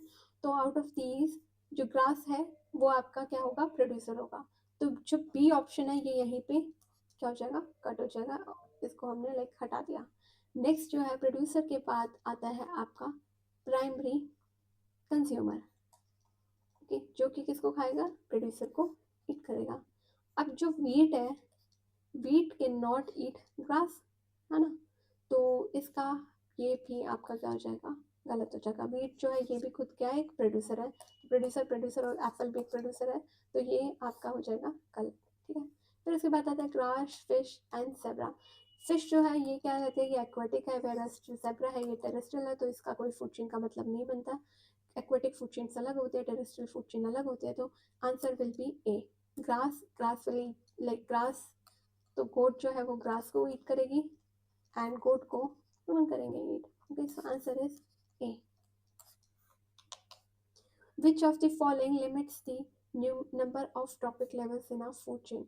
तो जो ट्रॉपिक लेवल होते हैं, लाइक ट्रॉपिक लेवल्स होते हैं फूड चेन के अंदर, वो जनरली 3, 4 या 5 लेवल्स ही होते हैं, उससे ज़्यादा मैक्सिमम नहीं हो सकते। वो क्यों नहीं हो सकते? क्योंकि जो ट्रॉपिक लाइक फूड चेन में एक ट्रॉपिक लेवल से दूसरे ट्रॉपिक लेवल में बहुत ज़्यादा क्या हो रहा है? लॉस ऑफ एनर्जी हो रहा है। सिर्फ 10% एनर्जी जो है वो आगे ट्रांसफर हो पा रही है, और बाकी 90 क्या हो जाती है? एनवायरमेंट में लॉस्ट हो जाती है, right? Because of this loss of energy, continuous loss of energy, her like एक ट्रॉपिक लेवल में तो हुई 90%, फिर अगले वाले में फिर से होगी, तो ऐसे करके जो एनर्जी है लास्ट के टॉपिक लेवल जो है उसमें क्या हो जाता है? धीरे धीरे कम होते रहते हैं, और इस वजह से आखिरी में लाइक कम है। ठीक है, तो इसलिए ओनली 4-5 ट्रॉपिक्स लेवल तक ही फूड चेन एक्सिस्ट कर पाते हैं। So answer is decrease in the energy at higher trophic levels. इसकी वजह से जो फूड चेन है वो जनरली 4-5 ट्रॉपिक लेवल्स तक ही रह पाती है। Next question is in a given food chain if the amount of energy at the 4th trophic level, तो 4 ट्रॉपिक लेवल्स हैं, ले लेते हैं से प्रोड्यूसर। ओके, प्रोड्यूसर के बाद हमारा आता है प्राइमरी कंज्यूमर, प्राइमरी के बाद secondary consumer,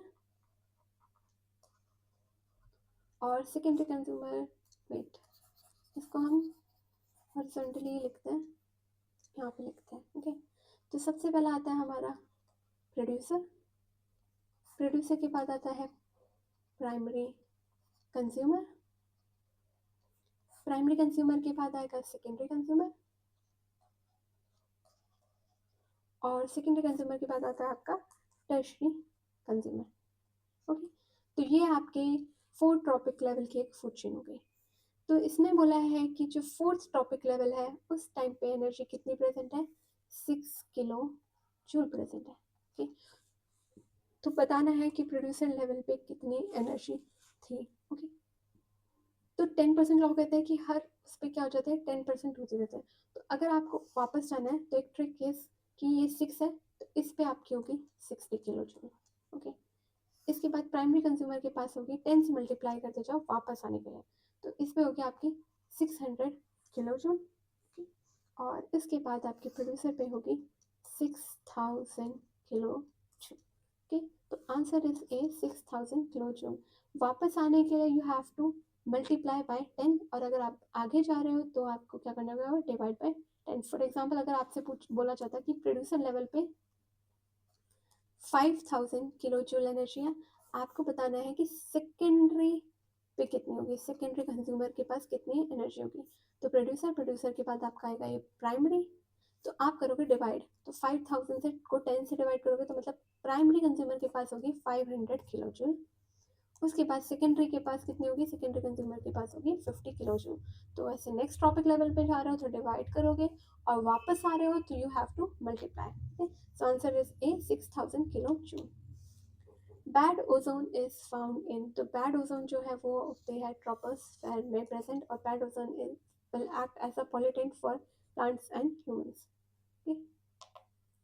next is which of the following gases are the contributor of greenhouse effects.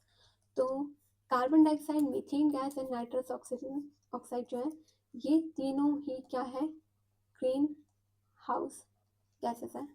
Actually में क्वेश्चन ये होना चाहिए which of the following gases is not the contributor to the green house effect, तो तब आता आपका answer D, oxygen. पहली तीन जो है ये ग्रीन हाउस गैसेस है और ऑक्सीजन जो है ये ग्रीन हाउस गैस नहीं है।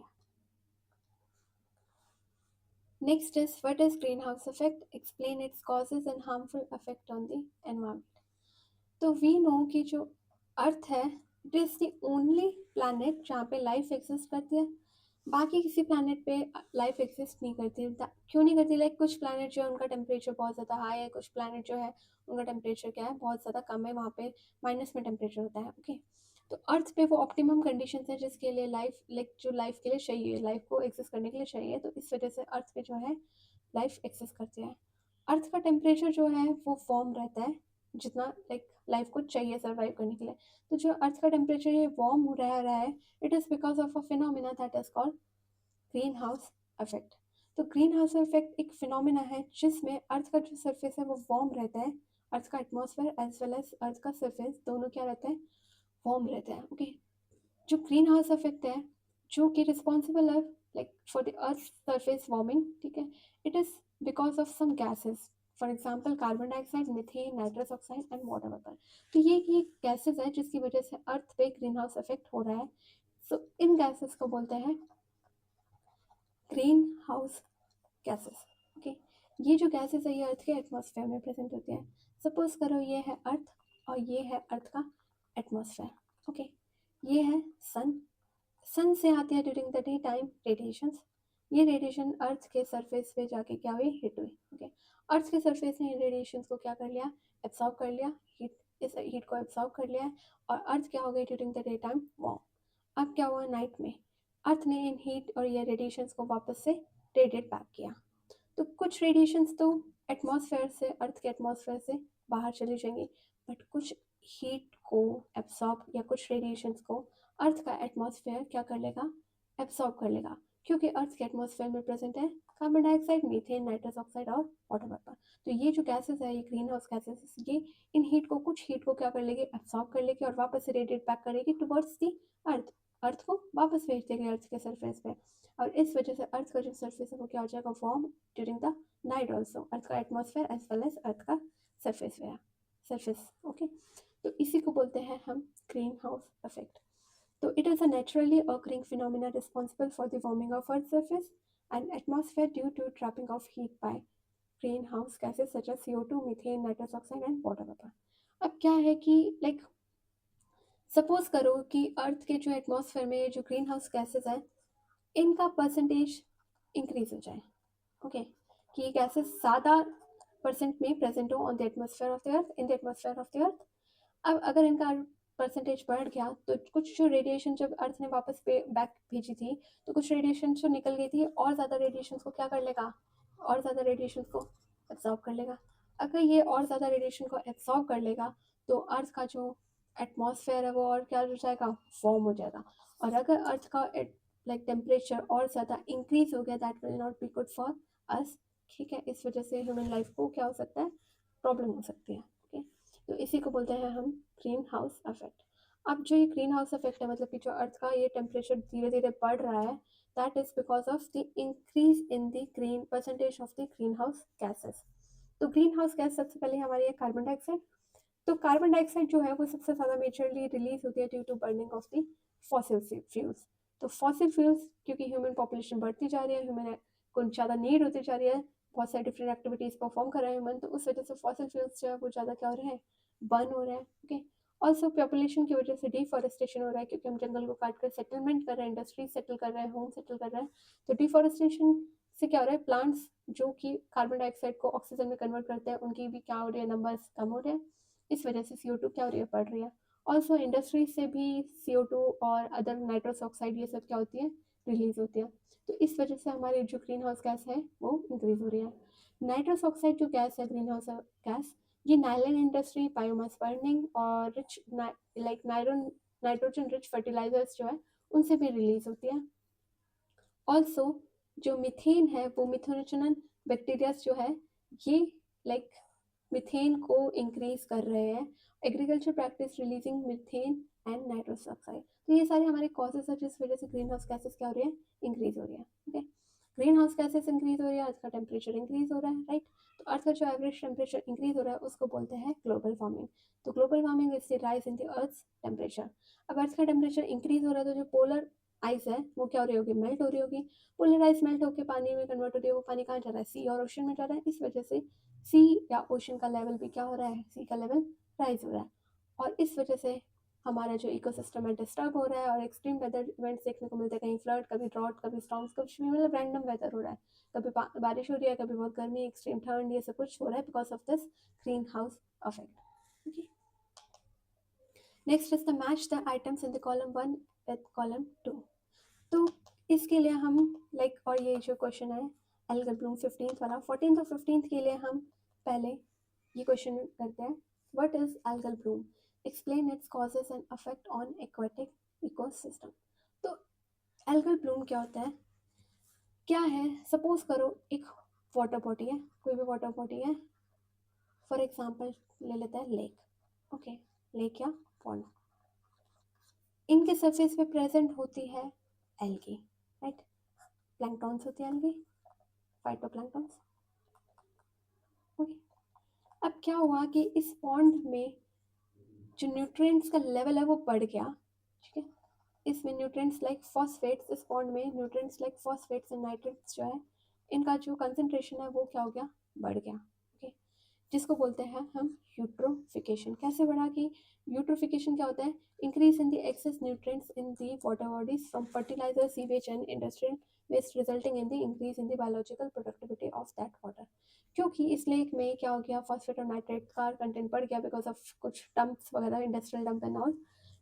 अब यहाँ पे जो एल्गी प्रेजेंट थी वो क्या हो जाएगी, ये भी क्या हो जाएगी, ग्रो हो जाएगी। ओके, ये एक्सेस में बढ़ जाएगी, ज़्यादा बढ़ जाएगी, बहुत ज़्यादा रैपिड ग्रोथ हो जाएगी, किसकी, एल्गी की। ओके, क्योंकि यहाँ पे क्या था, न्यूट्रिएंट्स का जो लेवल है वो भी बढ़ गया है। इस वजह से एल्गी भी जो है ऊपर वाले सरफेस पे बहुत ज़्यादा रैपिड ग्रोथ हो रही है और बहुत ज़्यादा बढ़ गई है।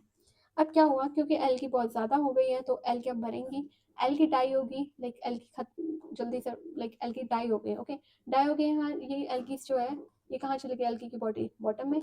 अब बॉटम में प्रेजेंट होते हैं डिकम्पोजर्स। ओके, क्योंकि बहुत सारी एल्गी प्रेजेंट है, बहुत सारी एल्गी की बॉडीज प्रेजेंट होगी बॉटम में, इस वजह से जो बॉटम में डिकम्पोजर्स है वो ज़्यादा क्या करेंगे, डिकम्पोज करेंगे। बैक्टीरियाज जो है वो इन एल्गी को डिकम्पोज करेंगे, उन्हें डिकम्पोज करने के लिए चाहिए ज़्यादा ऑक्सीजन।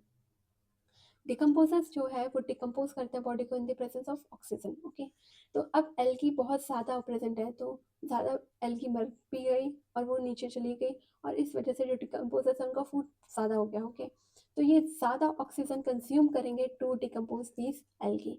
इस वजह से जो ऑक्सीजन है वाटर में, डिसॉल्व ऑक्सीजन, उसकी क्या हो जाएगी, वाटर बॉडी में कमी हो जाएगी, जिसको बोलते हैं हाइपोक्सिया। ठीक है, तो हाइपोक्सिया लेक या पॉन्ड में हो रहा है, क्यों हो रहा है, क्योंकि एल्गी का ग्रो हो गया, एल्गी ग्रो होकर फिर डाई होकर नीचे चली गई और डिकम्पोजर्स ज़्यादा ऑक्सीजन लेंगे उन एल्गी को डिकम्पोज करने के लिए।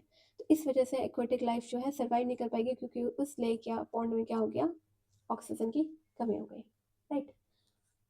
तो ऑल्सो जो ये एल्गी की ग्रोथ हुई है, इसको जिसको बोलते हैं हम एल्गन ब्लूम, एल्गन ब्लूम का एक और इफेक्ट है, दैट इज कि ये रिलीज करते हैं हाई हार्मफुल टॉक्सिन्स, जो कि टॉक्सिन्स जो है एक्वेटिक लाइफ को अफेक्ट कर सकते हैं। ठीक है, also dense Bloom block sunlight from, क्योंकि लेक के सरफेस पे यहाँ पे बहुत ज़्यादा क्या हो गई, एल्गी ग्रो हो गई, इस वजह से जो सनलाइट होगी वो नीचे तक रीच आउट नहीं होगी बॉटम तक। यहाँ बॉटम में थे एक्वेटिक प्लांट्स।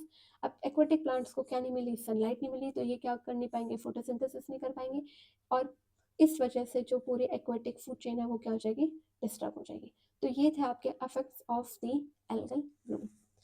अब हम करते हैं ये क्वेश्चन, 14th क्वेश्चन के बारे में बात करेंगे। सबसे पहले हम फॉस्फेट के बारे में बात करेंगे। फॉस्फेट जो है ये एक न्यूट्रिएंट होता है, और अगर ये न्यूट्रिएंट लाइक एक्सेस में प्रेजेंट होगा वाटर बॉडी में तो उसे बोलेंगे eutrophication. Okay, T is water hyacinth. Water hyacinth जैसे लैंड पे carrot grass is a weed, है ना, इसी तरीके से वाटर हायसिंथ एक्वेटिक लाइफ का वीड होता है। लाइक ये एक एक्वेटिक प्लांट होता है, एक्वेटिक प्लांट ये वीड है, मतलब कि ये लाइक अननेसेसरी ग्रो होता रहता है, इसका कोई काम है नहीं। तो स्पेशली बंगाल के जो रीजन है near West Bengal Bangladesh side, उस साइड पे ज़्यादा ये ग्रो होता है, इसलिए इन्हें बोलते हैं terror of Bengal. Okay, B is DDT. DDT जो है इसकी वजह से होता है एक फिनोमिना या प्रोसेस जिसको बोलते हैं बायोमैग्निफिकेशन।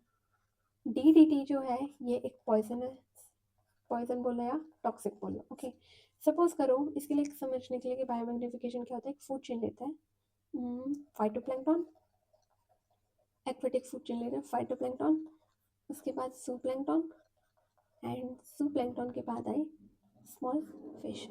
ओके, क्या हुआ कि जो डीडीटी टॉक्सिक है ये because of some industrial waste या किसी वजह से वाटर में प्रेजेंट है। ओके, किसी भी वाटर में, लेक में प्रेजेंट है। अब जो फाइटोप्लैंक्टन है उसने इस वाटर में से क्या कंज्यूम कर लिया, डीडी को कंज्यूम कर लिया। डीडीटी को किसने कंज्यूम कर लिया, फाइटोप्लैंक्टन ने कंज्यूम कर लिया। डीडीटी जो है ये ब्रेक नहीं हो सकता, ये बॉडी में क्या हो जाता है, डिपॉजिट हो जाता है। ओके, अब फाइटोप्लैंक्टन की बॉडी में क्या हो गया, डीडीटी कंज्यूम हो गया, लाइक फाइटोप्लैंक्टन की बॉडी में डीडीटी जो है वो डिपॉजिट हो गया। फाइटोप्लैंक्टन को ईट करता है जूप्लैंक्टन।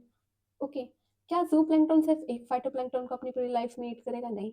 जूप्लैंक्टन ने में बी लाइक 50 फाइटोप्लैंक्टन को अपनी पूरी लाइफ टाइम में क्या किया, ईट किया। ओके, तो उसकी बॉडी में सिर्फ वन फाइटोप्लैंक्टन नहीं, उसकी बॉडी में 50 फाइटोप्लैंक्टन के अंदर जितना डीडीटी का कंसेंट्रेशन था वो आ जाएगा। मतलब कि एक जूप्लैंक्टन जो है उसमें डीडीटी का कंसेंट्रेशन ज़्यादा होगा as compare to one phytoplankton. Okay, तो हम देख पा रहे हैं कि जब हम एक ट्रॉपिक लेवल से दूसरे ट्रॉपिक लेवल में आए तो डीडीटी का कंसेंट्रेशन जो है एक ऑर्गेनिज्म मतलब एक फाइटोप्लैंक्टन में जितना डीडीटी था और एक जूप्लैंक्टन में जितना डीडीटी था वो ज़्यादा था। ओके, अब जूप्लैंक्टन को फिर से किसने खाया, स्मॉल फिशेस ने खाया। अब स्मॉल फिश भी सिमिलरली एक जूप्लैंक्टन तो नहीं ईट करेगी, इसने भी अपनी लाइफ टाइम में भी 20 जूप्लैंक्टन्स को क्या किया, ईट किया। तो इसकी बॉडी में 20 जूप्लैंक्टन के इक्वल डीडीटी की कंसेंट्रेशन आ जाएगी इस एक स्मॉल फिश के अंदर। तो जब हम एक एक्वाटिक लाइक एक ट्रॉपिक लेवल से दूसरे ट्रॉपिक लेवल में जा रहे हैं तो वी कैन सी कि डीडीटी की कंसेंट्रेशन क्या हो रही है, इंक्रीज हो रही है। और इसी फिनोमिना या प्रोसेस को बोलते हैं बायोमैग्निफिकेशन। बायोमैग्निफिकेशन ये होता है कि जब टॉक्सिक जो है, टॉक्सिक कोई भी टॉक्सिक जो है उसका कंसेंट्रेशन जो है वो एक ट्रॉपिक लेवल से दूसरे ट्रॉपिक लेवल में क्या हो रहा है, इंक्रीज हो रहा है। ओके, सो बी का आंसर इज थर्ड। और बायोडिग्रेडेबल ऑर्गेनिक मैटर जो होता है इसकी वजह से होता है biological oxygen demand, BOD। So answer जो है इसका ए का है हमारा, यहाँ लिख लेता है, ए का है 2, बी का है 3, सी का है 4 एंड डी का है 1। तो option A is correct. Next is related to algal bloom जो कि हमने पढ़ा था, एक बार फिर रिवाइज कर लेते हैं शॉर्ट में। एल्गल ब्लूम किस वजह से होता है, एल्गल ब्लूम होता है जब वाटर बॉडी में क्या हो जाए, न्यूट्रिशंस जो है वो क्या हो जाए, इंक्रीज हो जाए। वाटर बॉडी में न्यूट्रिशन इंक्रीज हो गए, इस वजह से एल्गी की ग्रोथ इंक्रीज हो गई। एल्गी की ग्रोथ इंक्रीज हो गई इस वजह से जो डिकम्पोजर्स है वो एल्गी को डिकम्पोज करने के लिए ज़्यादा ऑक्सीजन पानी में से ले लेंगे, और अगर उस वजह से क्या हो जाएगा, ऑक्सीजन की पानी के अंदर जो है, डिसॉल्व ऑक्सीजन की पानी के अंदर कंसेंट्रेशन कम हो जाएगी और it will affect aquatic another aquatic life, other aquatic life. तो first is algal bloom are form by free floating algae, तो ये सही है। दूसरा इज कि algal bloom causes fish mortality and deterioration of the water quality, तो ये स्टेटमेंट भी सही है। Third is water hyacinth, the world's most problematic aquatic weed is also called terror of Bengal, तो ये तीनों स्टेटमेंट सही है। तो question is which of the following statement give above are correct about algal bloom. तो ये क्वेश्चन रिलेटेड है algal bloom के। तो फर्स्ट टू स्टेटमेंट्स जो है वो एल्गल ब्लूम से रिलेटेड है। ऑल तो तीनों स्टेटमेंट सही है, तो पर हमारा आंसर क्या होगा? A, only first and second. Next is 3 Mile incident, sorry 3 Mile Island and Chernobyl disasters are associated with accidental leakage of, तो यहाँ पे हुआ था रेडियो एक्टिव वेस्टेज का leakage. So answer is A. 17 is eutrophication is excessive growth of algae, plants and animals in water body due to nutrient enrichment। तो कौन कौन से न्यूट्रिएंट्स थे? Nitrates and phosphates. So answer is A. 18th, Minamata disease is caused by, तो Minamata जो है ये humans में एक डिजीज होती है, it is because of the contamination of methyl mercury। So answer is B। Explain the effect of toxic water pollutants on human health, give example। तो जो वाटर है वो कंटेमिनेटेड हो सकता है किसी भी किसी भी वाटर बॉडी में इंडस्ट्रीज ने अपना क्या कर दिया, सीवेज वेज आया है, इंडस्ट्री का कोई भी केमिकल वगैरह है, इस वजह से वाटर जो होता है वो क्या हो जाता है? पॉल्यूटेड हो जाता है, टॉक्सिक पॉल्यूटेड हो जाता है। ओके, इस जो ये वाटर है ये कंटेमिनेटेड हो गया। ओके, इस कंटेमिनेटेड वाटर की वजह से ह्यूमन हेल्थ पे भी अफेक्ट हो सकता है। कैसे? कि सपोज करो कि उस वाटर में वाटर बॉडी में मिथाइल मरकरी प्रेजेंट था। इस मिथाइल मरकरी को प्रेजेंट कर ईट कर लिया किसने? फिश ने कंज्यूम कर लिया। ओके, अब इस फिश को आसपास के लोकल आसपास का जो लोकल एरिया वहाँ उस फिश को कंज्यूम किया आसपास के लोगों ने, उन फिशेस को जिनके पास क्या था? मिथाइल मरकरी था। तो उन आसपास के लोगों को क्या हो जाएगा? उनको हो जाएगा मीनामाटा डिजीज। तो Minamata disease is a neurological disease and it is cause by due to the consumption of methyl mercury. Next जो डिजीज है दैट इज इताई इताई। अगर कैडमियम की कंजप्शन होगी तो कैडमियम की consumption can cause itai itai disease in the humans, और इसकी वजह से बोन पेन, किडनी डैमेज और स्केलेटल डिफॉर्मिटीज कैन हो सकते हैं। Third type of disease is blue body syndrome. Blue body syndrome can be caused because of the high nitrate levels in the drinking water. Okay, reduces oxygen। अब क्या है कि जो nitrate level है body में बढ़ गया इस वजह से ऑक्सीजन जो है वो ट्रांसपोर्ट नहीं हो पाता, और which causes bluish skin. Skin में स्किन के सेल्स तक ऑक्सीजन रीच आउट नहीं हो पा रहा, और ऑक्सीजन नहीं रीच आउट पा रहा तो ब्रीदिंग प्रॉब्लम्स आ जाती है in the infants. Lead poisoning की वजह से हो सकता है nervous system effect, kidney and cognitive development. और अदर हार्मफुल टॉक्सिक मटेरियल जो है वो है arsenic, fluoride, pesticides which can cause cancer, organ failure and development disorders over the long term exposures. So conclusion यही है कि वाटर बॉडीज जो है उसमें जो इंडस्ट्रियल ये सारा हमारा टॉक्सिक मटेरियल डंप कर रहे हैं इंडस्ट्रीज है ना, जहाँ भी एग्रीकल्चर से भी आ रहा है थोड़ा बहुत, ठीक है, और इंडस्ट्री से भी आ रहा है, तो इन सबको गवर्नमेंट शुड मेंटेन की देखते रहना चाहिए कि क्या लेवल है। ओके, और पानी में ना डंप करें जिस पानी को कंज्यूम कर रहे हैं ह्यूमंस। ओके, ऑल्सो हमारा government should emphasis on the need for the clean drinking water, proper waste management होना चाहिए एंड एनवायरमेंटल रेगुलेशंस होनी चाहिए। Next is according to Charles Elton, which of the following is not the correct answer? तो Charles जो Elton थे ये एक famous ecologist थे। इन्होंने बेसिकली ट्रॉपिक लेवल्स की एक्सप्लेनेशन दी थी कि एक लेवल से दूसरे लेवल में कैसे एनर्जी ट्रांसफर होती है, और इन्होंने काइंड ऑफ फूड चेन जो है, फूड चेन और फूड वेब, इनके बारे में बताया था। तो इनके अकॉर्डिंग क्या करेक्ट स्टेटमेंट नहीं है। Carnivorous are at the top of the pyramid. Yes, carnivorous जो होता है वो पिरामिड के टॉप पे होता है। सबसे नीचे जो होंगे that are producers. Okay, producers के बाद जो होंगे यहाँ हर्बीवोरस, एंड हर्बीवोरस के बाद कार्निवोरस। तो इस तरीके से जो पिरामिड है ये आपका बनता है। ओके, इकोसिस्टम इकोलॉजिकल पिरामिड जो होता है।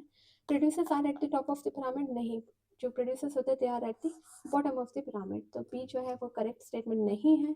Third is energy trapping is high at the top of the pyramid. तो एनर्जी ट्रॉपिक जो ट्रैपिंग है वो सबसे ज़्यादा होती है प्रोड्यूसर्स में, क्योंकि प्रोड्यूसर्स के पास होता है फोटोसिंथेसिस, और ये सबसे ज़्यादा एनर्जी ट्रैप करते हैं फ्रॉम द सन। तो सी स्टेटमेंट इज ऑल्सो रॉन्ग। तो हमसे पूछा है कि कौन सी स्टेटमेंट गलत है, तो आंसर इज बी एंड सी। तो आंसर वो आपका D.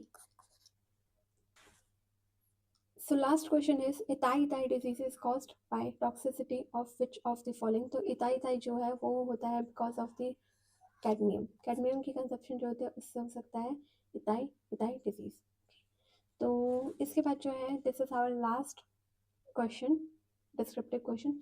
What are the international standards for drinking water mentioned to key parameters? तो जो WHO है इसने WHO जो है एक इंटरनेशनल ऑर्गेनाइजेशन है जिसने सेटअप किया है कुछ गाइडलाइंस की जो ड्रिंकिंग वाटर है उसमें क्या क्या क्या क्या प्रेजेंट होना चाहिए, कितनी क्वांटिटी में होना चाहिए, उसकी कैरेक्टरिस्टिक्स क्या होनी चाहिए, ये सब कुछ किसने दिया है, ये गाइडलाइंस दी है बाय WHO। तो drinking water must be safe, clean and free from harmful contaminants to protect human health. The WHO has set international standards for drinking water.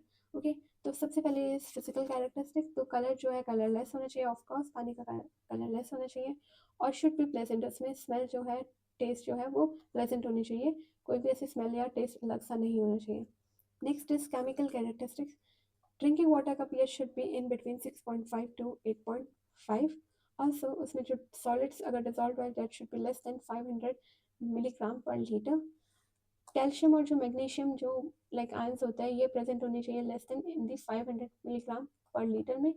Fluorides और नाइट्रेट्स की कंसनट्रेशन ये होनी चाहिए जो आपको याद करनी पड़ेगी। ऑल्सो बायोलॉजिकल कैरेक्टरिस्टिक्स की इसमें पैथोजेनिक माइक्रो ऑर्गेनिज्म नहीं होने चाहिए लाइक ई कोलाई या कॉलीफॉर्म बैक्टीरिया, जो कि हमारे ह्यूमन के डाइजेस्टिव सिस्टम के लिए अच्छे नहीं होते। सो ई कॉलीफॉर्म बैक्टीरिया जो होता है ये डाइजेस्टिव सिस्टम को अफेक्ट करता है, डायरिया कॉज कर सकता है, नोजिया, वॉमिटिंग, ये सब कुछ लाइक कॉज कर सकता है। ई कॉलीफॉर्म बैक्टीरिया जो लाइक वाटर और फूड दोनों से बॉडी में जा सकते हैं, एंटर कर सकते हैं, and it is not good for the digestive system. तो यहाँ पे हमारा जो आवर एनवायरनमेंट टॉपिक है, चैप्टर है, ये ख़त्म होता है। Thanks for watching my video.